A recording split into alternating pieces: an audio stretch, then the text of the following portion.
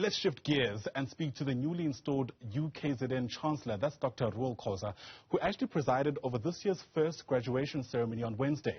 Now, this graduation was significant in that it also marked the return of in-person graduation ceremonies at UKZN after 2 years of a break due to the COVID-19 pandemic. Dr. Khoza joins us now via our video link to discuss his new role and many other issues. It's great to have you on the program, sir. Thank you very much indeed for making time. I wonder, as a thought leader in this country, I can use my liberties to actually ask you to weigh in on what we've been watching unfold in the Eastern Cape for quite some time. I mean, the governing party, there's no overstating, is important in that they help mold the political economy of South Africa. What do you make of what's unfolding there? Is that robust democracy in action, or worrying signs of our leaders sadly falling short of fulfilling their duties? And may I first start by thanking you for the opportunity to speak to you and perhaps through you address the greater audience out there. Thank you very much for the opportunity. With regards to that question, I believe it's a huge conundrum. It is something that has been brewing for some time.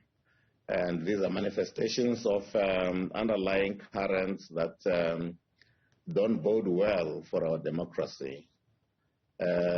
One understands when there are divisions between the ruling party and opposition. But when you have cleavages within the ruling party, you are inevitably going to experience the difficulties because just as some American president once put it, and this was also elaborated on by Martin Luther King Jr., a house divided cannot stand. So that cleavage starts at the top and cascades right down to the provinces, and perhaps even further down, which is why we are not ruled by in the majority of local governments. We have alliances coming together, ideologically divided, and things are somewhat messy. Now, one cannot pretend to be a prophet, but one hopes, because if you lose hope, you die. I hope that they'll be able to repair the differences that they have in their own interest, but most importantly in the interest of the greater good, which is South Africa's political economy, or in the words of those who can put it much better, in the name of our beloved country. Absolutely. You know, despite the turbulence, if you like, around the governing party, or that is central to the governing party, institutions that have been able to stand the test of time, so to speak, are typically universities. You know, throughout this country's history, universities have been able to still be, call it the sanctities of robust discussion, sometimes landfalls of driving social change. And I guess it's in that world that we also locate your new role at UKZN. It's a role that you're meant to take, and you'll correct me if I'm wrong, sometime last year, but was delayed because of the pandemic. Do you feel settled in it yet? We're somewhat settled, but the problem is that just as we were beginning to settle and hoping for positivity in terms of the developments following the vaccination, even though some of our countrywomen are somewhat skeptical about vaccines, when in fact, most of the diseases that used to plague us, whether you're talking polio or you're talking yellow fever or whatever, we actually overcame that by way of vaccinations. So yeah, things are beginning to settle. During my inaugural session, following this, hot on the heels of my inauguration, I was able to confer degrees to just over 500 people.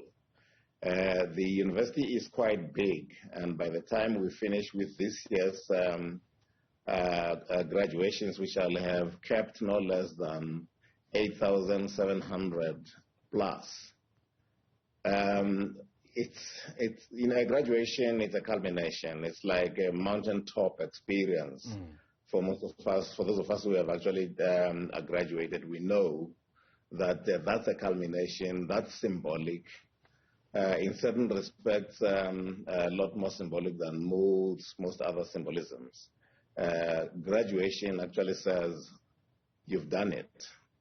This is, in fact, the end or the culmination of diligence, of dedication, of application, of hard work, of a lot of sacrifice on the parts of your parents and your guardians and kin. So graduations are, in fact, an essential part of the hard work that we go through at university. Yeah, and it's not your first stint as a chancellor. You've done this before at the University of Limpopo, also at the Sefako Health Sciences University, known as Medunsa to some people. And, you speak about the importance of graduation. Sadly, we live in a country where there are many graduates who had hopes that this will lead to material change in their lives. But because of just how our economy is structured, it hasn't been the case. Given your experience in the tertiary university level, are you of the opinion that we are equipping students with what they need in order to survive in the labor market in this country? We are to a substantial extent, but unfortunately, has this characteristic of some of our planning. We also fall short here when it comes to planning. You cannot start with a curriculum that is based on some textbook.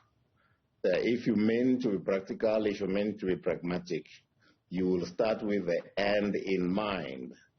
In fact, those who plan our curricula should actually go out there to the so-called real world or work with those who are in the so-called real world. The world of work may be the corporations, may be the professions, may be entrepreneurship, and ask the questions.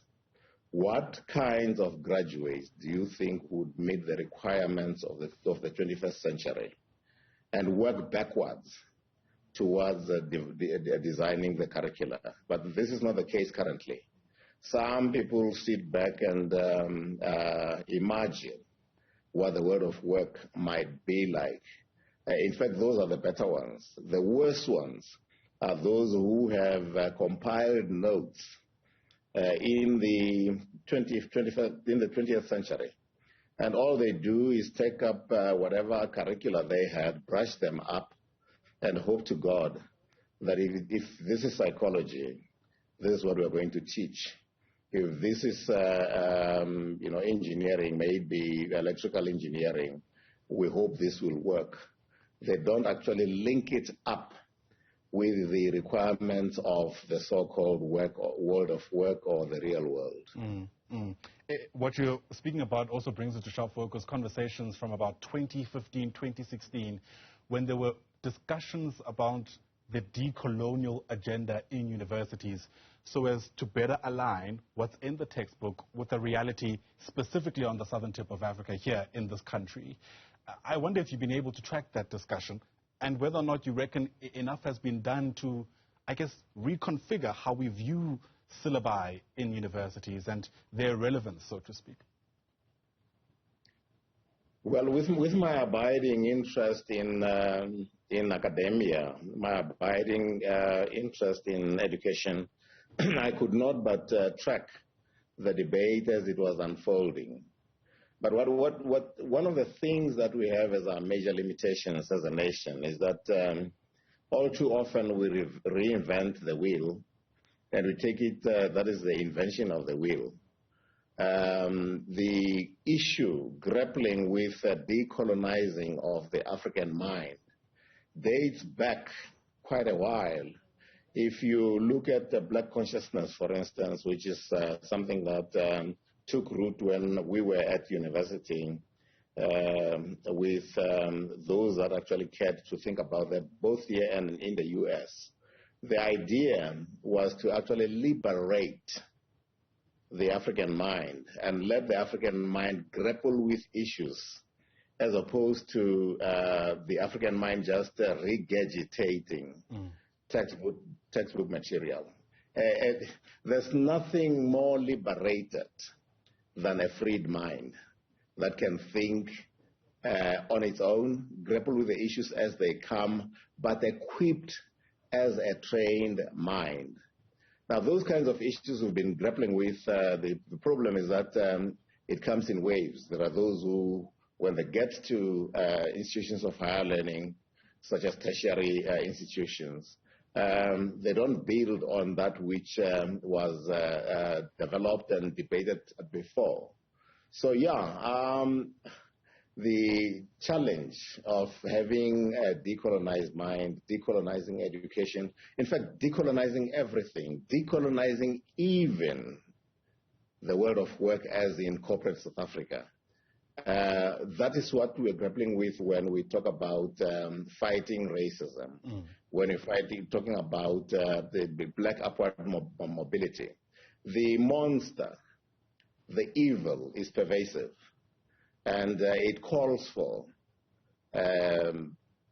leadership that actually cares to think and think hard, as opposed to those who actually just get into so-called leadership cast ashore by populism, as opposed to by adequate preparation for the leadership. Sure. Yeah, absolutely. The anti-racism campaign, certainly a kind of decolonial program that we've seen in our history. Dr. Reuel Khoza, great to speak to you. Congratulations on your new appointment as the new Chancellor of UKZN. It's been lovely picking your brain on these issues and many other related matters. Dr. Reuel Khoza, that's just there via our video link. All right.